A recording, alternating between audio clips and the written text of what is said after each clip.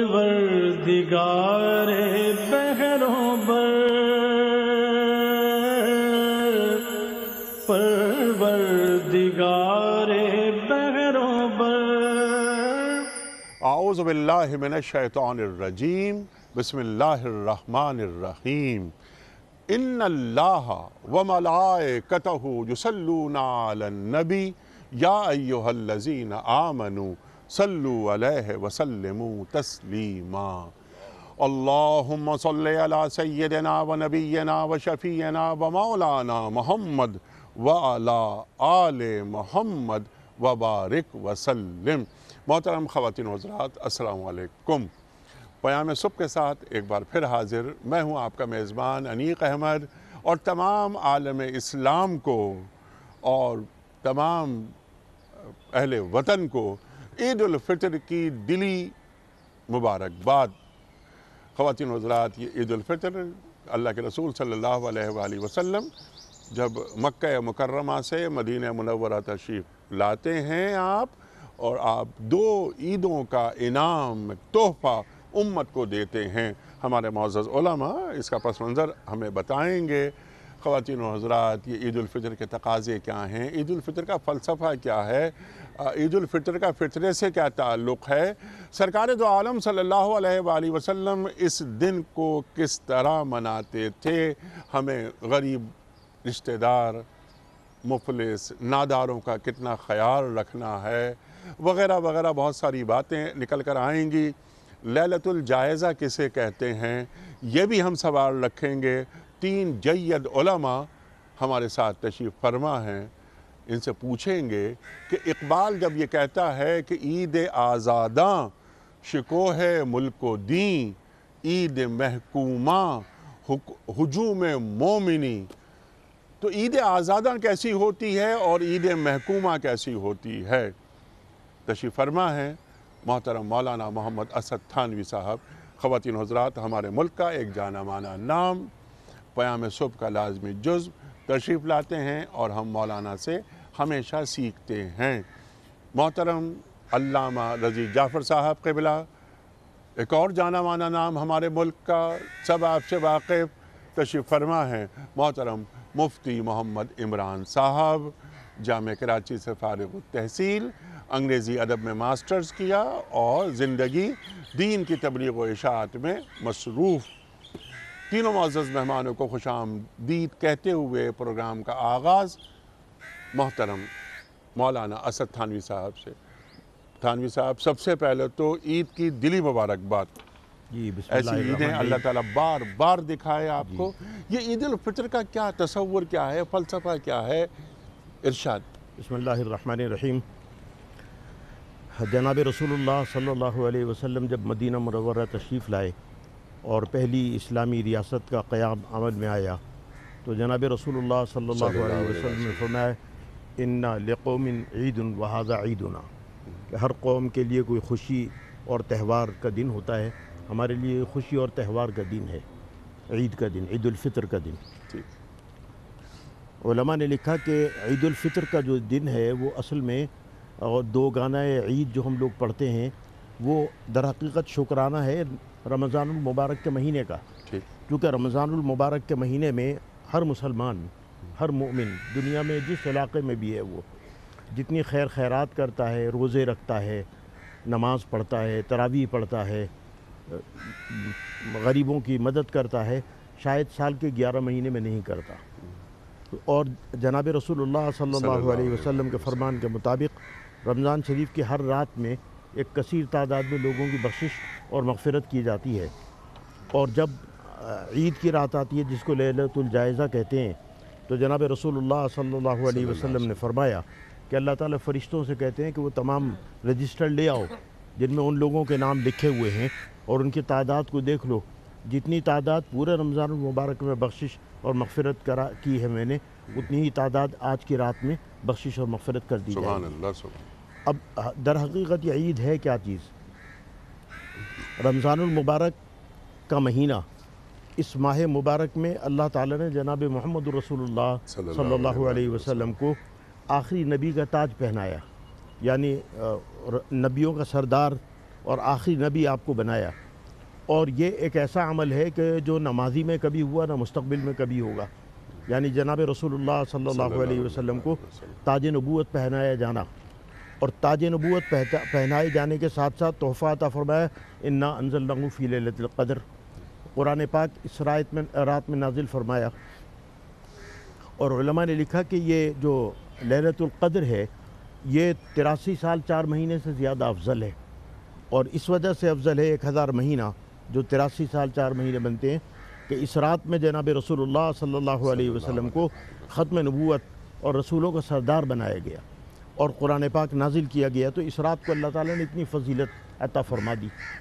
اور چونکہ پورے مہینے کے اندر مسلمانوں کو روزے فرض قرار دیے گئے، نماز تراویح سنت مؤکدہ قرار دی گئی، اور بے شمار عبادتیں نفلی سنت فرض اس ماہ مبارک میں جتنی لوگ کرتے ہیں باقی مہینوں میں عموماً مسلمان نہیں کرتا، تو اس کا دوگانہ عید یعنی دو رکعت نماز شکرانہ نماز عید ادا کی جاتی ہے۔ سبحان اللہ۔ جناب رسول اللہ صلی اللہ علیہ وسلم نے مدینہ منورہ میں قیام کے دوران جتنے بھی نماز عید ادا کی اور جتنی بھی نماز بقرعید ادا کی، وہ ساری کھلے میدانوں میں نکل کے کی، عیدگاہوں میں، میدانوں میں، اور صرف ایک نماز مسجد نبوی میں ادا فرمائی اور امامت فرمائی، جس نماز اس دن بارش تھی، بارش کی وجہ سے، ورنہ اس کے علاوہ تمام نمازیں، تو علماء نے لکھا کہ مسنون بات یہ ہے کہ عید کے دن اور بقرعید کے دن لوگ باہر نکلیں میدانوں میں وجہ تاکہ لوگوں کو مسلمانوں کی تعداد پتہ چلے، شکوہ کا اندازہ شکوہ کا اندازہ، اور باہر نکل کے میدانوں میں اور عیدگاہوں میں جا کر نمازیں ادا کی سبحان جائیں۔ اللہ۔ البتہ جو بوڑھے لوگ ہیں یا معذور لوگ ہیں وہ محلے کی مسجد میں بھی ادا کر سکتے ہیں، ان کو اجازت ہے۔ لیکن ابھی آج کل جو ہمارے ہاں یہ طریقہ نکل آیا ہے کہ عید کے دن اور بقرعید کے دن آپ دیکھیں گے مسجدیں بھری ہوئی ہوتی ہیں، یعنی لوگ اس بات سے اجتناب کرتے ہیں کہ میدانوں میں جائیں، تو یہ جناب رسول اللہ صلی اللہ علیہ وسلم کی سنت کی خلاف ورزی ہے۔ دو باتیں آپ کی خدمت میں اور عرض کروں گا، ایک ہے صدقہ فطر، کہ جناب رسول اللہ صلی اللہ علیہ وسلم نے ہر اس مسلمان زندہ پر واجب کیا جو عید الفطر کے دن صبح صادق کے وقت زندہ ہو، یعنی میرا ابا اگر زندہ ہے صبح صادق سے پہلے نہیں مرا تو اس پہ بھی دیا جائے گا، اور میرے گھر میں اگر کوئی بچہ صبح صادق سے پہلے پیدا ہوا ہے اور اس پہ صبح صادق آ گئی تو اس کی طرف سے بھی ادا کیا جائے گا۔ پھر صبح صادق جو صدقہ فطر ہے اس کے مختلف رسول اللہ صلی اللہ علیہ وسلم نے پیمانے فرمائے۔ اگر آدمی ادنا درجے کا ہے 1.25 کلو گندم کی قیمت دے دے، اس سے اعلیٰ درجے کا ہے 3.5 کلو کھجور دے دے، اس سے اعلیٰ درجے کا ہے 3.5 کلو پنیر دے دے، وغیرہ وغیرہ، تاکہ غریب بھی ہمارے ساتھ آ کر ہماری عید کی خوشی میں شریک ہو جائے۔ اللہ تعالیٰ نے آپ کو تمول دیا، آپ نے بچوں کے نئے کپڑے بنائے، آپ نے گھر میں اچھا کھانے پینے کا بندوبست کیا، جوتے نئے خریدے، تو وہ غریب جو محروم الوسائل ہے، یتیم بچہ ہے، مسکین بچہ ہے، یا بیوہ عورت ہے، یا کوئی بھی غریب لوگ ہیں، وہ بھی آپ کی عید اس میں شریک، اور وہ جناب رسول اللہ صلی اللہ علیہ وسلم نے فرمایا، ان کی حدیث ہے کہ قبل الخروج الی المصلی، کہ عیدگاہوں میں نماز سے نکلنے سے پہلے اس کو ادا کر دو، یعنی اگر رمضان المبارک میں ادا کرو تو سب سے اچھا ہے، تاکہ وہ غریب بھی ہمارے ساتھ عید میں شریک۔ دوسری بات میں آپ کی خدمت میں عرض کرنا چاہتا ہوں، حدیث شریف میں آیا کہ جناب رسول اللہ صلی اللہ علیہ وسلم نماز عید کی امامت کے لیے تشریف لے جا رہے تھے، اور مسجد نبوی میں نہیں، میدان میں، کھلی جگہ میں۔ راستے میں دیکھا کہ ایک بچہ چھوٹا میلے کپڑے پہنا معصوم بیٹھا ہوا ہے، اس کو پیار کیا، پوچھا آج عید کا دن ہے تو نے کپڑے نہیں بدلے؟ اس نے کہا میں تو یتیم ہوں، میرے کپڑے کہاں؟ آپ نے نماز کو جانا ترک کیا، یعنی دیر کی، اور بلال سے یا جو بھی ساتھ ہوگا کہا ان سے کہو جا کے میں ابھی آتا ہوں۔ اس بچے کو گھر لائے، گھر لانے کے بعد اہلیہ مطہرہ کو حکم دیا اس کو نہلاؤ، کپڑے بدلاؤ، یہ اگر اس کا باپ نہیں ہے تو میں اس کا باپ ہوں، اللہ اکبر، اور میں اس کو اپنے ساتھ عیدگاہ لے کے جاؤں گا۔ جب وہ بچہ نہا کے کپڑے بدل کے تیار ہو گیا تو جناب محمد رسول اللہ صلی اللہ علیہ وسلم اس کو اپنے ساتھ لے کے گئے نماز عید کے لیے۔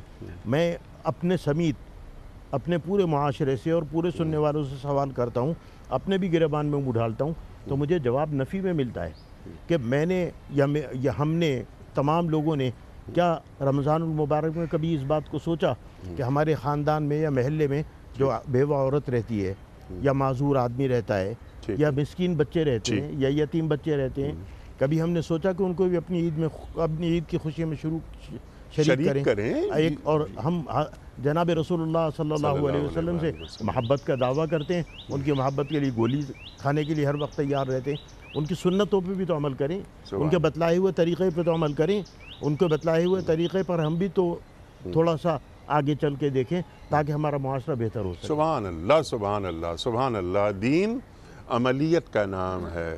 اللہ اکبر۔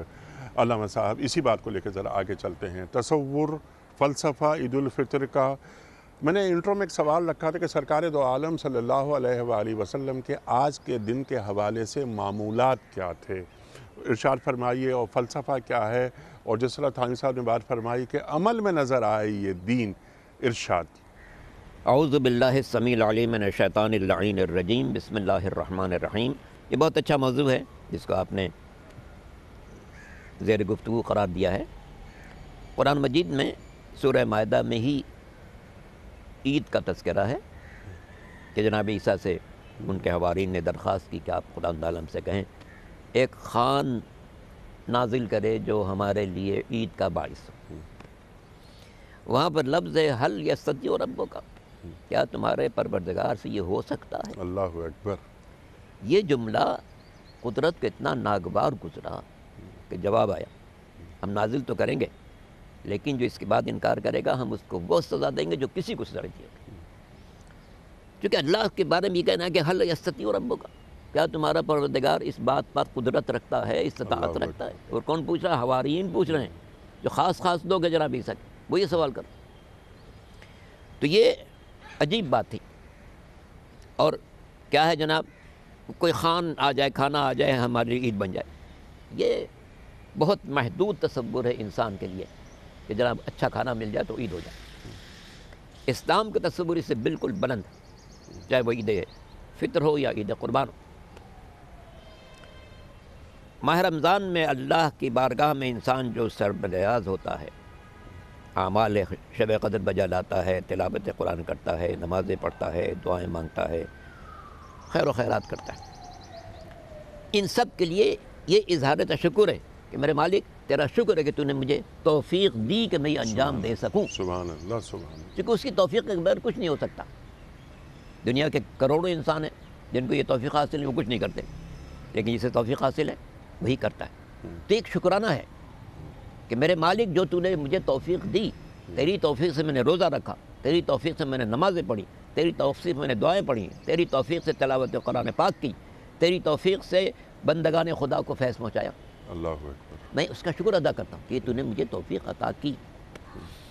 ایک جملہ حدیث کے اندر بڑا قیمتی ہے اور اس پر اگر انسان غور کرے، فرماتے ہیں کہ عیدنا عودتنا الی الاسلام، ہماری عید تو یہ ہے کہ ہم مکمل طور پر اسلام کی طرف واپس آ جائیں، ہماری پوری زندگی ویسی بن جائے اللہ اکبر۔ جیسا قرآن نے کہا تھا ادخلوا فی السلم کافہ، اللہ اکبر۔ پورے اسلام میں داخل ہو جاؤ۔ اس کا راستہ وہی ہے، سرکار دو عالم حضرت محمد مصطفیٰ صلی اللہ علیہ وسلم کے اسوہ حسنہ کو پیش نظر رکھیں۔ عید کا دن ہمارے یہاں بہت ہی توذوق و احتشام کا دن ہے، بہترین سے بہترین لباس پہنے جائیں گے، عمدہ کھانے تیار کیے جائیں گے اور بڑے نفاست کے ساتھ نماز عید پڑھنے جائیں گے۔ مگر سرکار کیا کرتے تھے؟ سرکار پیدل جاتے تھے، عیدگاہ تک پیدل جاتے تھے، یہاں تک کہ ساتھ میں چھوٹے چھوٹے نواسے حسن حسین موجود ہیں۔ اللہ اکبر۔ تو اللہ دیکھا ان نواسوں نے کہ کچھ بچے تو اونٹوں پر جا رہے ہیں، کہا اللہ کے رسول یہ تو بچے اونٹ پر جا رہے ہیں، ہماری سواری کر رہے ہیں۔ وہیں پر وہ جملہ کہ سرکار نے اپنے اوپر بچوں کو بٹھایا اور کہا کہ تمہاری سواری یہ ہے۔ جب حضور چل رہے تھے کسی نے راستے میں دیکھا اور بچوں سے کہا واہ نعم المرکب، کتنی اچھی سواری ہے۔ اللہ اکبر۔ تو حضور نے فرمایا نعم الراکب، راکب بھی بہت اچھے ہیں۔ سوار کو دیکھو۔ ہاں تو یہ شفیع المذنبین ہے، وہ جمانہ جنت کا سردار ہے۔ اللہ اکبر، اللہ اکبر۔ تو اس عمل سے ظاہر ہوتا ہے کہ حضور پسند کرتے تھے کہ پیدل تشریف لے جائیں اور سادگی پسند کرتے تھے، درمیان راہ مسلسل تکبیر کی آواز بلند کرتے جاتے تھے، چونکہ یہ دن امت مسلمہ کا ایک خاص دن ہے۔ اللہ اکبر کی صدا در حقیقت اللہ کی کبریائی کا اعلان کہ ہم کسی شے کو بڑا نہیں مانتے، نہ دریا کو، نہ سمندر کو، نہ پہاڑوں کو، نہ دنیا کی طاقت کو، کسی طاقت کو بڑا نہیں مانتے، ہم صرف اللہ کی کبریائی کا اعلان کرتے ہیں۔ یہی نماز میں روزانہ بھی یہی ہے، بار بار جو نماز میں انسان کہتا ہے اللہ اکبر، شروع بھی کرے گا اللہ اکبر سے، پھر درمیان میں بار بار اللہ اکبر کہے گا، یہ سب در حقیقت اس بات کی علامت ہے کہ انسان کے دل میں یہ بات راسخ رہے کہ اس کائنات میں کوئی بڑا نہیں ہے، جو بڑا ہے وہ ذات خالق ہے، جس کو وہ بڑا قرار دے وہ بڑا ہوگا۔ تو اللہ کی کبریائی، اسی لیے عید الفطر کے موقع پر عیدنا عودتنا الی الاسلام، ہماری واپسی ہے، ہم راستے سے ہٹ گئے ہیں، تلاش کریں کہاں کہاں ہمارے اندر بگاڑ ہے، کہاں کہاں ہم نے کوتاہیاں کی ہیں، کہاں کہاں ہم سے نافرمانیاں سرزد ہوئی ہیں، ہم ان کو نافرمانیوں کو دور کریں، واپس آ جائیں۔ اس لیے کہ التائب من ذنبہ کمن لا ذنب لہ، جو گناہ سے توبہ کر لے وہ ایسا ہے جیسے اس نے گناہ کیا ہی نہیں تھا۔ اب ہم جب واپس آ جائیں اسلام کی طرف اور صحیح معنوں میں واپس آ جائیں، اور اس کا راستہ یہ کہ سرکار دو عالم حضرت محمد مصطفیٰ صلی اللہ علیہ وسلم، اس لیے کہ ذات ختمی مرتبتی وہ ہے کہ لقد کان لکم فی رسول اللہ اسوۃ حسنہ، بارے رسول کی زندگی میں بہترین نمونہ عمل ہے۔ دیکھو وہ کیا کرتے تھے، کس طرح سے غریبوں کا تذکرہ کرتے تھے، اس یتیم بچے کو اپنے ساتھ گھر لے گئے، اچھا لباس پہنایا، نماز میں تاخیر پسند کی، لیکن یہ پسند نہیں کیا کہ وہ یتیم بچہ محرومیت کا شکار۔ تو سرکار دو عالم کے اس میں حسنہ پر چلنے کا تقاضا یہ ہے کہ ہم اپنے معاشرے پر پوری نگاہ رکھیں۔ جو فطرہ یا فطرانہ جس کو دونوں زبان میں کہا جاتا ہے، وہ اس کا مقصد بھی یہی ہے کہ کم از کم ایک دن تو ایسا ہو کہ کوئی غریب فاقے سے نہ ہو، اس کے گھر میں بھی اچھا سامان موجود ہو، اس کے بچے بھی اچھا کھانا کھا سکیں۔ عید القربہ میں بھی یہی ہے کہ جو قربانی کرو تو غریبوں کا گھر پہنچاؤ۔ ہم لوگ کیا کرتے ہیں، نہیں صاحب، پھر دوستوں ہی کو بانٹتے ہیں، دوستوں ہی کو نوازتے ہیں۔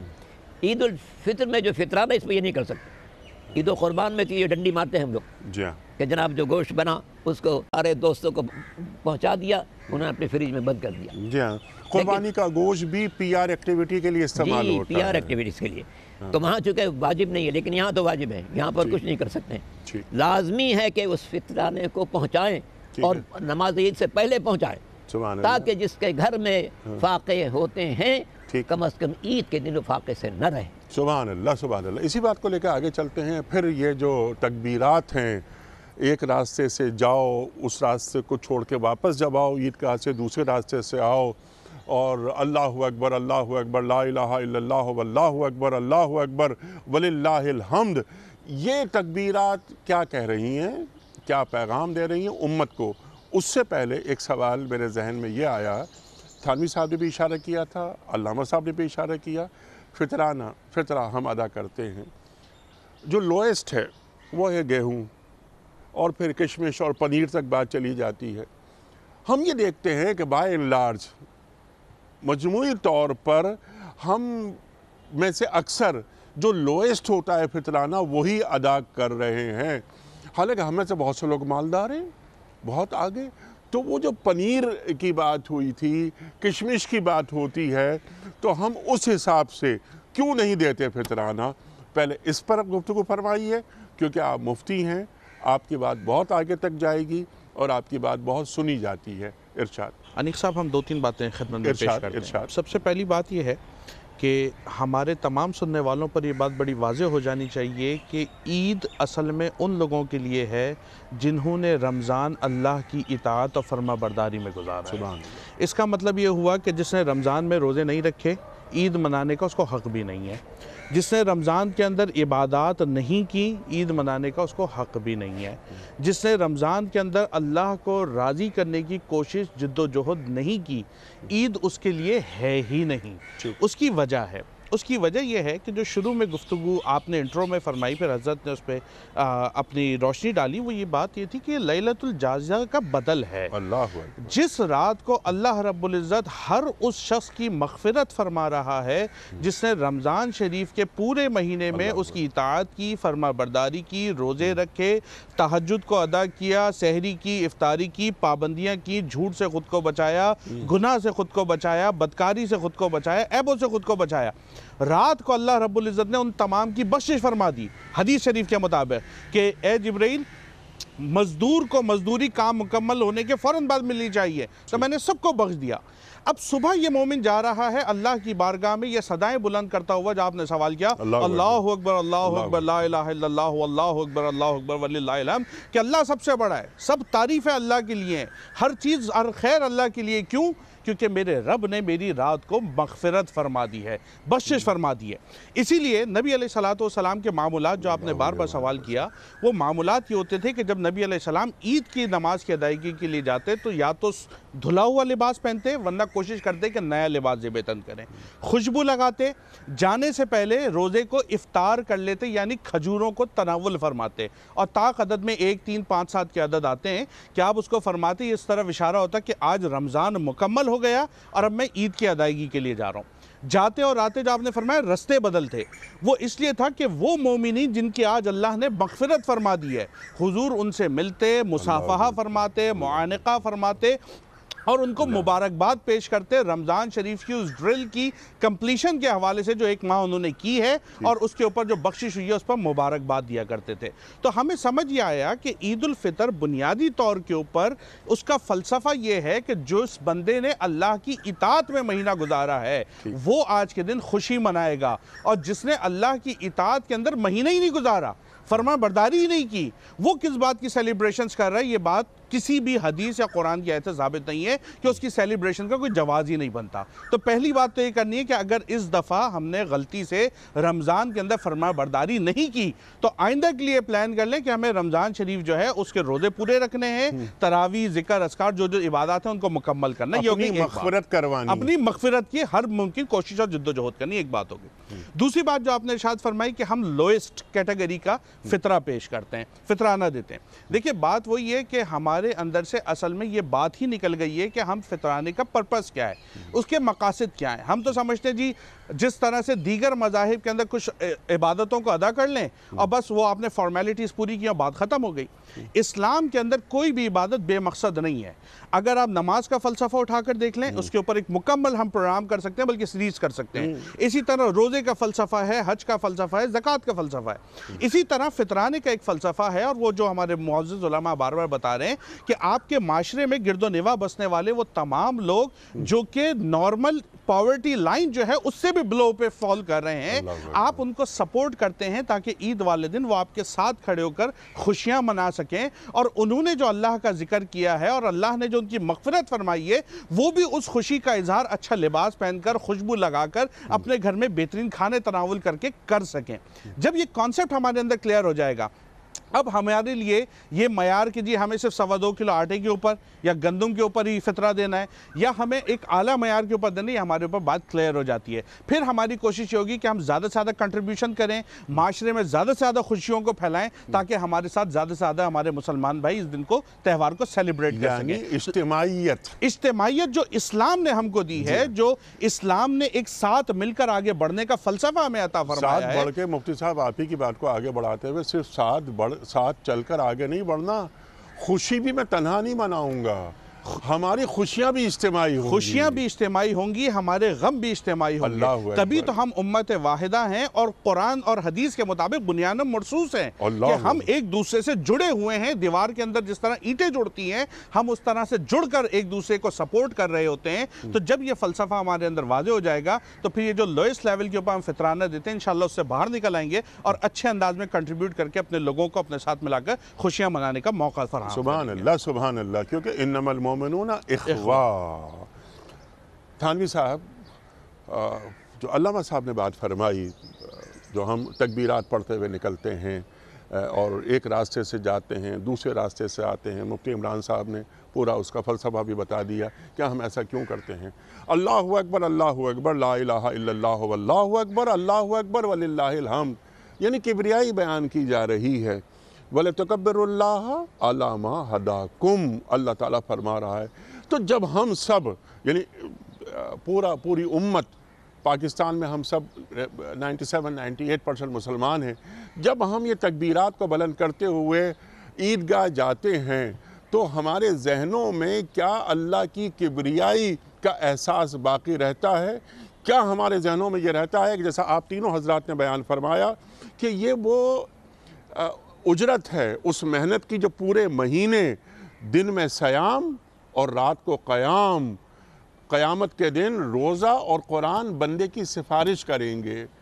تو اللہ کی کبریائی کو بیان کرتے ہوئے عیدگاہ جانا اور اللہ کی کبریائی کو بیان کرتے ہوئے واپس آنا، یہ اللہ چاہتا ہے نا ہم سے۔ تو اس چیز کی سمجھ کیا امت کو ہے، یا امت کبریائی بیان کر رہی ہے، کیا سوچ رہی ہے کہ وَلَتَكَبِّرُ اللَّهَ عَلَى مَا هَدَاكُمْ، کیا ہر جگہ مجھے اپنی زندگی کے ہر گوشے میں اللہ کی عظمت کو بلند کرنا ہے؟ ارشاد۔ بسم اللہ الرحمن الرحیم۔ آپ نے قرآن پاک کی جس آیت کی طرف اشارہ کیا، وَلِتُكَبِّرُ اللَّهَ عَلَى مَا هَدَاكُمْ وَلَعَلَّكُمْ تَشْكُرُونَ، ابھی مفتی صاحب نے یہ بات یا علامہ صاحب نے فرمائی تھی کہ نماز شکرانہ ہے، جی ہاں، یعنی رمضان المبارک میں جو اللہ تعالیٰ نے ہمیں عبادات کی توفیق دی، فرض کی، واجب کی، سنت موقدہ کی، نفل کی، تو یہ اس کا تو قرآن پاک میں جو وَلِتُكَبِّرُ اللَّهَ عَلَى مَا هَدَاكُمْ وَلَعَلَّكُمْ تَشْكُرُونَ آپ نے توجہ دلائی۔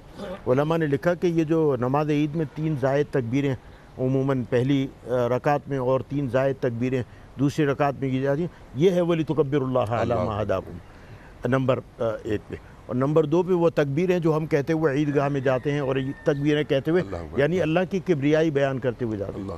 آپ نے ایک بڑی خوبصورت بات کی طرف بھی اشارہ کیا، حدیث میں آیا کہ جناب رسول اللہ صلی اللہ علیہ وسلم نے فرمایا کہ اللہ کو تو سب معلوم ہے، اللہ تعالیٰ ان سے فرشتوں سے پوچھتا ہے کہ یہ سارے لوگ کیوں جمع ہوئے ہیں، یہ میدانوں میں، اسٹیڈیم میں، پارک میں، عیدگاہ میں یہ اتنا ہجوم کیوں جمع ہے؟ فرشتہ جواب دیتے ہیں اللہ انہوں نے آپ کے احکام پہ عمل کیا، رمضان المبارک میں روزے رکھے، لوگ سوئے ہوتے تھے یہ اٹھ کر سحری کرتے تھے، لوگ آرام کر رہے ہوتے تھے یہ نمازیں پڑھتے تھے، قرآن پاک کی تلاوت کرتے تھے، تراویح کرتے تھے وغیرہ وغیرہ، یعنی فرائض و سنن سب کو انجام دیتے تھے۔ تو آج یہ اس لیے جمع ہوئے ہیں کہ آج ان کی اس کا بدلہ اور اس کی اجرت ان کو عطا فرمائی جائے۔ تو اللہ تعالیٰ فرماتے ہیں، جناب رسول اللہ صلی اللہ علیہ وسلم نے فرمایا کہ اچھا تم اعلان کر دو میں نے ان تمام لوگوں کو بخش دیا۔ یعنی جو ہم تکبیرات کہتے ہوئے اللہ کی توجہات کو اپنی طرف کرتے ہوئے گئے تھے، ان توجہات نے اللہ کی توجہ ہم لوگوں کی طرف پورے مجمع کی طرف ہو گئی، اور اللہ نے ہماری بخشش کر دی، مغفرت کر دی، اور اب ہم اللہ کا شکرانہ ادا کرتے ہوئے، نماز عید ادا کرتے ہوئے، اب ہم پھر اللہ کی تکبیر بیان کرتے ہوئے آ رہے ہیں۔ آپ اجازت دیں تو میں اس موقع پہ ایک اہم بات کرنا چاہتا ہوں۔ ارشاد۔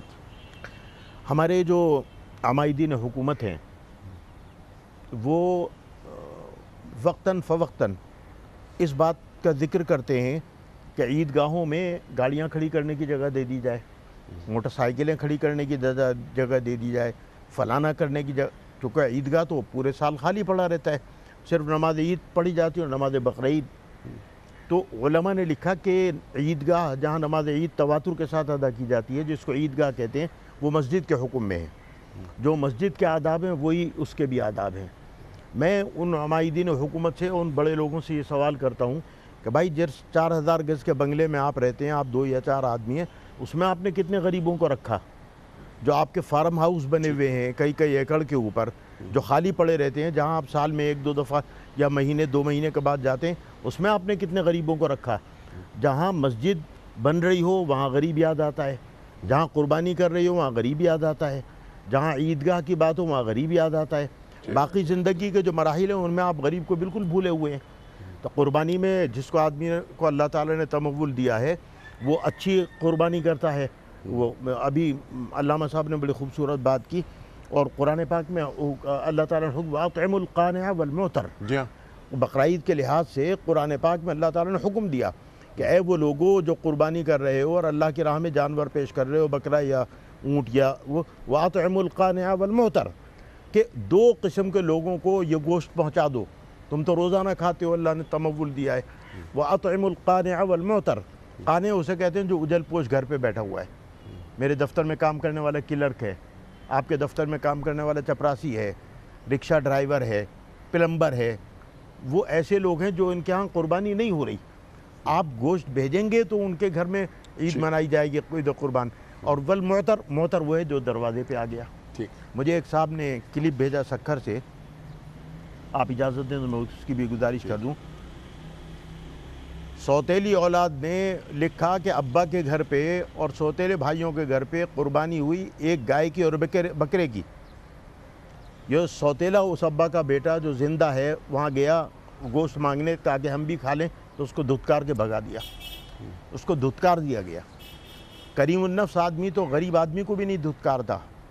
یہ ہم کس معاشرے میں رہ رہے ہیں کہ اگر ایک باپ ہے اور اس کے ایک اولاد ہے اور پہلی بیوی سے بھی کوئی اولاد ہے اور بڑے ہیں اور وہ آئے تو آپ اس کو دھتکار دیں، آپ اس کو گوشت نہ دیں. ذرا ہم اپنے گربانوں کے اندر منہ ڈال کے دیکھیں کہ ہمارا معاشرہ کہاں تک چلا گیا ہے، یعنی ہم کس حد تک پستی اور ذلت میں چلے گئے ہیں. اللہ تعالیٰ نے فرمایا وَأَطْعِمُوا الْقَانِعَ وَالْمُعْتَرَّ. حکم کا امر کسی آئے، حکم دیا جا رہا ہے کہ جو گھر پہ اپنے قناعت کیے ہوئے میری رشتہ دار بیوہ عورت بیٹھی ہے، میرا رشتہ دار یتیم بچہ بیٹھا ہے، میرے محلے میں مسکین آدمی رہتا ہے، معذور آدمی رہتا ہے، میری ذمہ داری ہے کہ میں خود کھانے سے پہلے تھیلے میں گوشت ڈال کے اس کے گھر پر پہنچاؤں تاکہ اس کی سفید پوشی کا بھرم قائم رہے اور اس کے بچے بھی آج پیٹ بھر کے گوشت کھا سکیں.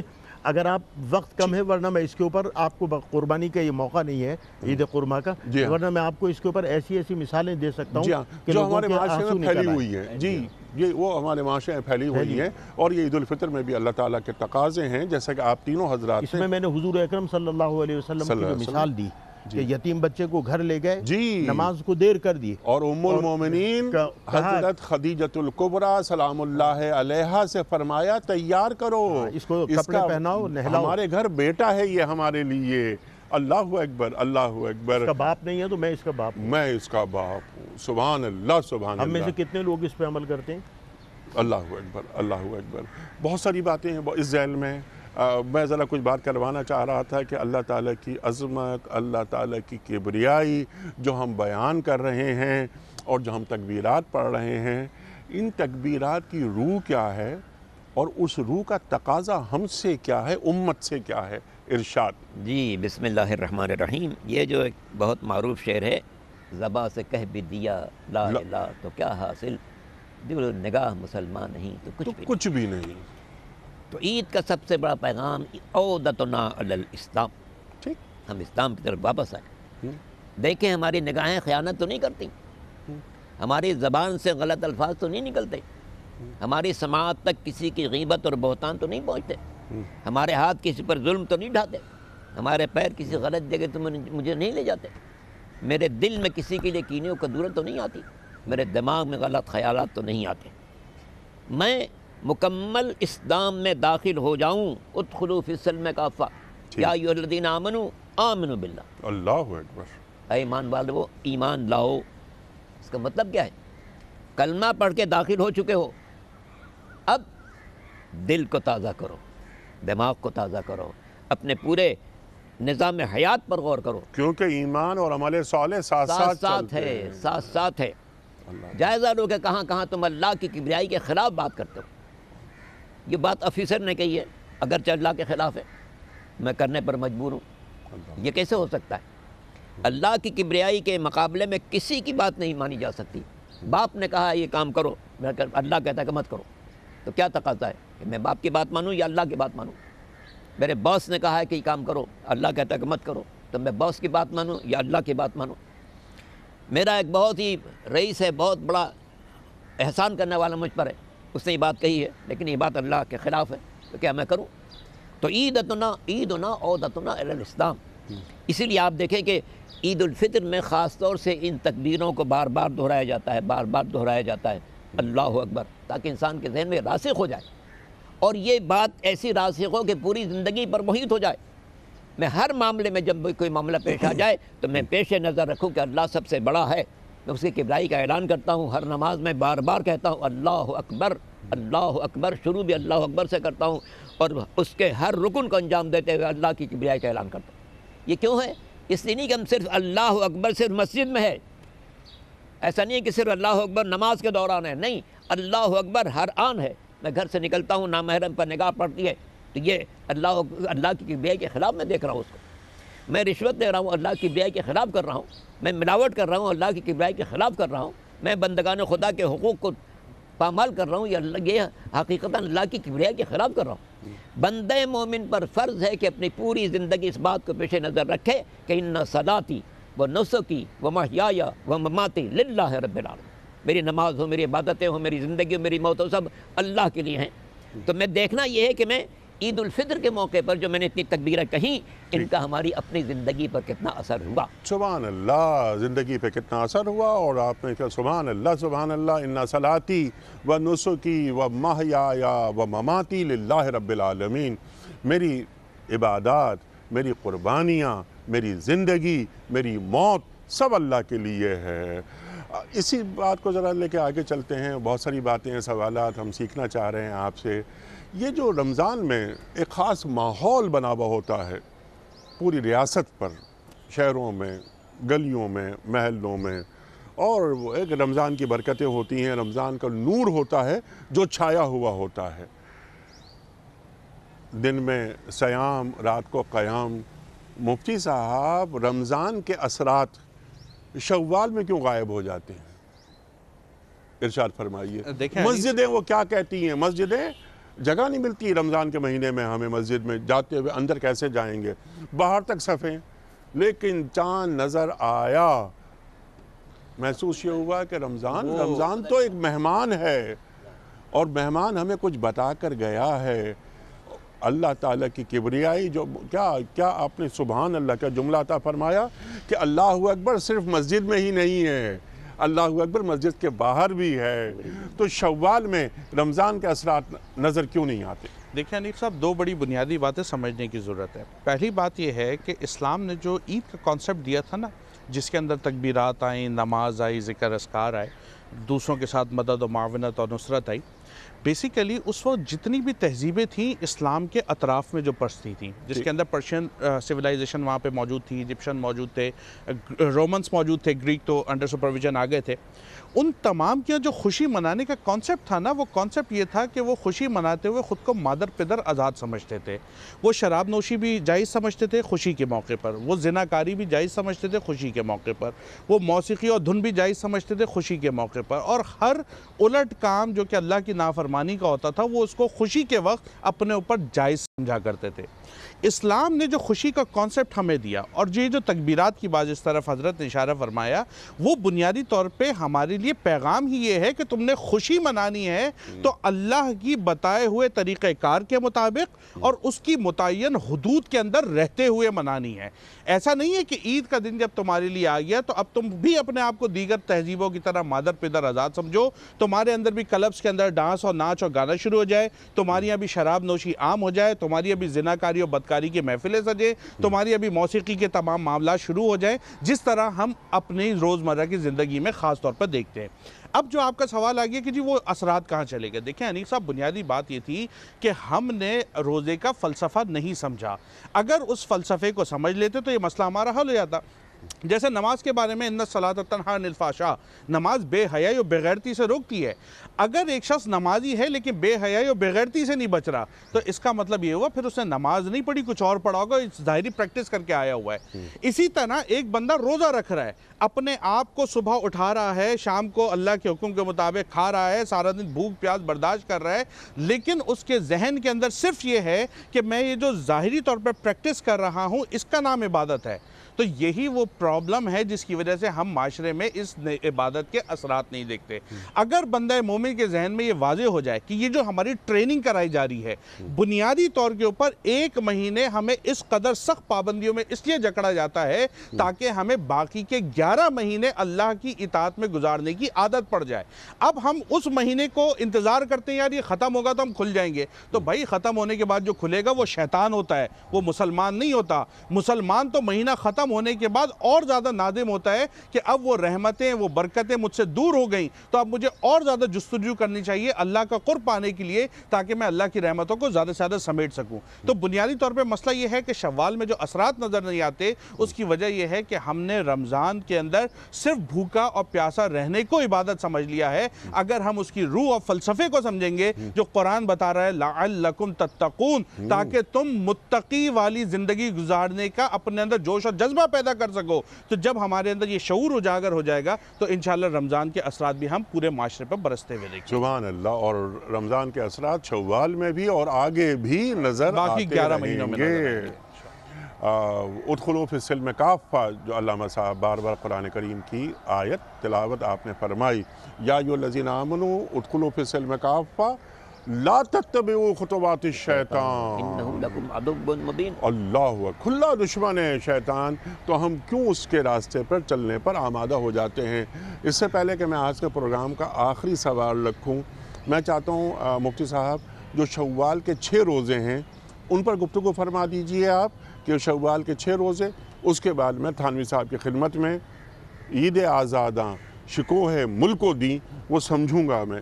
देखिए, हदीस शरीफ के अंदर शव्वाल के 6 रोज़ों की जो फजीलत बयान की गई है वो ये है कि जिसने रमज़ान शरीफ के बाद शव्वाल के महीने में 6 रोज़े रखे तो उसको गोया पूरे साल रोज़े रखने का अजर सवाब मिलता है। और ये बात उस हदीस से वाज़ेह है और कुरान की उस आयत से वाज़ेह है कि एक नेकी का बदल 10 है।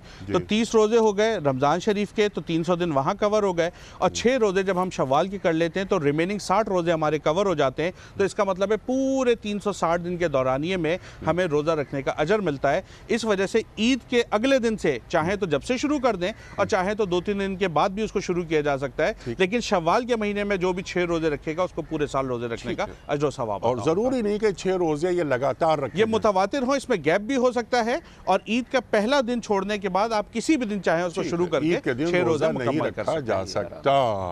क्लियर हो गई बात।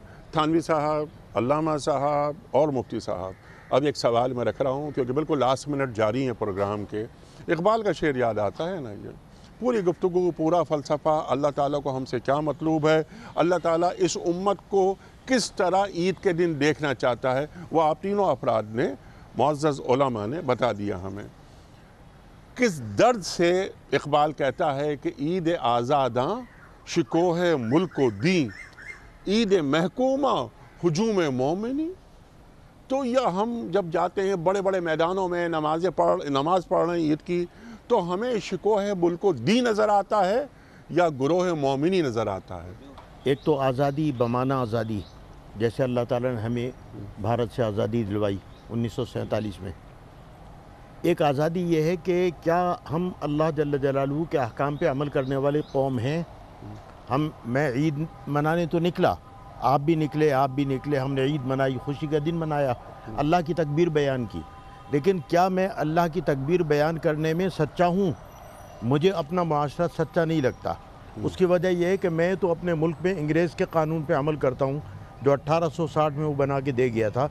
मैं अल्लाह के और उसके रसूल के कानून पे अमल नहीं करता बहैसियत कौम के। मेरा जो कल्चर है पूरे मुल्क का, मेरे ख़ानदान का, मेरे महल्ले का, वो रसूलुल्लाह सल्लल्लाहु अलैहि वसल्लम के बतलाए हुए तरीक़े के मुताबिक नहीं है। मैं कहाँ से आज़ाद हूँ? ठीक, मेरे यहाँ जो शादी ब्याह का तरीक़ा राइज है वो मुसलमानों वाला नहीं है, मेरे मुसलमानों वाला कल्चर नहीं है, वो तो दूसरे लोगों का कल्चर है। मैं कहाँ आज़ाद हूँ? ठीक, मेरा बच्चा जो बोली बोलता है, मैं जो बोली बोलता हूँ, या मेरा साहब जो बोली बोलता है, वो मेरी तो वो बोली तो वो जानता ही नहीं है जो इस्लामी बोली है, लेकिन वो बेचारा कौमी बोली भी नहीं जानता। मेरा जो साहब है वो तो लिबास भी अंग्रेज़ का पहने बैठा होता है। मैं क्या सच्चा अल्लाहु अकबर कह रहा हूँ? मैं जो नमाज ईद पढ़ रहा हूँ और मैं अपने घर से जाते हुए और आते हुए अल्लाहु अकबर की सदाएँ लगा रहा हूँ, तो मैं ज़बान से तो अल्लाह को बड़ा कह रहा हूँ, लेकिन मेरे माशरे में तो अंग्रेज़ का कानून, अंग्रेज़ का लिबास, अंग्रेज़ की बोली, अंग्रेज़ का कल्चर, ये तमाम चीज़ें अल्लाह अकबर कहाँ गया? ठीक है, हालात व वाक़यात या ग्राउंड रियलिटीज़ बताती हैं वही जो थानवी साहब ने फरमाया, ऐसे ही हो रहा है। हल इकबाल की नज़र क्योंकि उम्मत के पेशरफ्त रहती है हमें। सुभान अल्लाह, सुभान अल्लाह। इस शेर के ज़रिए भी हमें समझाना चाहते हैं जी कि ईद के दिन सिर्फ आपस में मिलने की फ़िक्र नहीं करो, शुक्र है मिलको दी। ठीक, देखो किन बातों में मुल्क की बरतरी है, किन बातों में दीन की बरतरी। सुभान अल्लाह, सुभान उसके लिए जद्दोजहद का आगाज़ करो। ठीक है, मस्जिद में जाओ, खुतबा सुनो, उसके बाद ये फ़िक्र भी करो कि मेरे किस काम से मुल्क की बेहतरी है, ठीक, मेरे किस काम से दीन की पाबंदी नज़र आती है। सुभान अल्लाह। तो चाहते ही हैं इकबाल कि हम अपनी कोशिशों से, अपनी जिद्दोजहद से, अपने तर्ज़ अमल से, अपनी तकारीर से, अपने बंदगान खुदा से मुलाकात में हर मौके पर जो चीज़ पेश नज़र हो, मुल्क का वक़ार हो, दीन की सरबलंदी हो, इस वक्त अगर इसको पेश नज़र रखा तो हमने ईद मनाई आज़ाद की तरीके से। और अगर सिर्फ लोगों से मिल लिए یہ آزاد کی طرح نہیں ہے، یہ غلاموں کی عید ہے جو ایک دوسرے سے مل لیتے ہیں اور پھر جدا ہو جاتے ہیں، کوئی پتہ نہیں کہ میں کس لیے ملا۔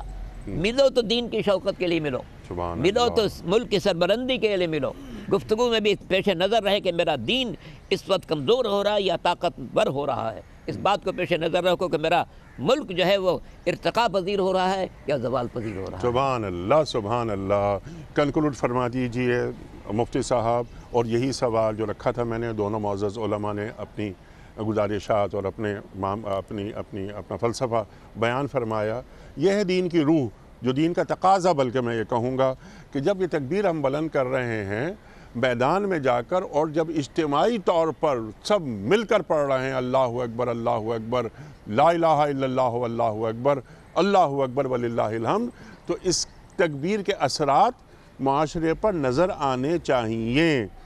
لیکن ملنا ملانا، ہنسی مذاق، ایک ٹھٹول عید کے دن ہم دیکھتے ہیں ٹی وی پروگرامز، یہ 3 دنوں میں جو کچھ ہوتا ہے، تو وہ لگتا ہے ایسا ہے کہ ہم نے اس کو ایک محض رسم کے طور پہ لے لیا ہے عید کو۔ ارشاد فرمائیے حل اس کا اور کنکلوڈ کر دیجیے۔ دیکھیں انیق صاحب، بنیادی بات وہی ہے جس طرف دونوں نے اشارہ بزرگوں نے فرما دیا ہے کہ ہمارے اندر یہ شعور ہمیں اجاگر کرنا پڑے گا کہ اسلام نے اگر اجتماعیت کا کوئی درس دیا ہے تو اس کی وجہ کیا ہے۔ اسلام جو تھا یہ پوری دنیا پر غالب ہونے کے لیے آیا تھا، نبی علیہ السلام کو غلبہ دین کے لیے بھیجا گیا تھا۔ جب امت کی کثرت کو میدانوں میں لے کر آیا گیا عید والے دن، تو بیسیکلی کفار کے اوپر یہ دہشت طاری کرنی تھی کہ مسلمانوں کی تعداد اتنی ہو گئی ہے، اگر تم لڑنے کے لیے آؤ گے تو بھی تمہیں دیکھ لیں گے، اور دوسری طرف اگر تم ان کے ساتھ شامل ہو جاؤ گے تو تمہارا بھلا ہو جائے گا۔ اب ایشو جو ہماری آ رہے ہیں نا، اور جس کی طرف تھانوی صاحب نے کہا، ایشو تو بیسیکلی وہی ہے کہ عوام کی سطح پر ہمیں اللہ رسول یاد رہتا ہے، ذرا اوپر والی سطح پہ تھوڑے مسائل زیادہ ہیں۔ لیکن اگر آج بھی ہمارے اوپر کے جو عمائدین ہیں، جو سربراہ ہیں، جو کسٹوڈین ہیں ہمارے اس ملک کے، اگر ان کے اندر دینی شعور آج بھی اجاگر ہو جائے اور وہ اس مجمع کو اللہ اور اس کے رسول کی دین کی دعوت اور تبلیغ کے لیے استعمال کریں، دین کی سربلندی کے لیے استعمال کریں، اور یہاں پر اللہ کے دین کا نفاذ کر کے اللہ کے دین کی بڑھوتری کے لیے اس پورے مجمع کو یوٹیلائز کریں، تو وہ اثرات جو ہم دیکھنا چاہتے ہیں نا عالمی سطح کے اوپر، وہ اسلام کے انشاءاللہ نظر آئیں گے۔ رمضان کے بعد عید کا پیغام ہمیں یہی ملتا ہے کہ ہم اللہ کی بڑھوتری کو، اللہ کے نام کو ہر جگہ بلند کریں، اپنی ذاتی زندگی میں بھی، اجتماعی زندگی میں بھی، قومی زندگی میں بھی، اور اس کے بعد جو معاشرتی زندگی ہے اس کے اندر بھی ہمیں اس کے ساتھ نظر آنے۔ سبحان اللہ۔ یہ عیدین کا اجتماعات اور خاص طور پر حج کا اجتماع، اس کو استعمال کرنا چاہیے دینی مقاصد کی تکمیل کے لیے، ایک ایجنڈا بنے پورے سال کا، اور اگلے سال رمضان میں یا اگلے سال عید میں یا اگلے سال حج میں اس ایجنڈے کو پہ ایک تنقیحی نگاہ ڈالی جائے کہ ہم نے کتنے گول اچیو کیے اور امت مسلمہ کہاں کھڑی تھی، کہاں تک پہنچی۔ مفتی عمران صاحب، میں آپ کا بڑا ممنون، آپ تشریف لائے۔ علامہ صاحب، میں بڑا شکر گزار آپ کا، آپ تشریف لائے۔ مولانا اسد تھانوی صاحب، بہت شکریہ آپ کا۔ خواتین و حضرات، عید الفطر ہم کیوں مناتے ہیں؟ اللہ تعالیٰ نے یہ 2 عیدیں ہمیں کیوں دی ہیں؟ اللہ تعالیٰ کی کبریائی کیسے بیان ہوتی ہے؟ اللہ تعالیٰ کی حمد آج کیسے بیان ہوگی؟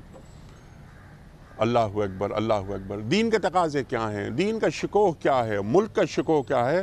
ہمارے معزز علماء نے ہمیں تعلیم کیا۔ خواتین و حضرات، اللہ تعالیٰ ہمارے علماء کو سلامت رکھے، اور آپ کی خدمت میں ایک بار پھر عید الفطر کی دلی مبارکباد۔ اپنے میزبان انیق احمد کو اجازت دیجیے۔ خدا حافظ۔ پروردگار بہروں بر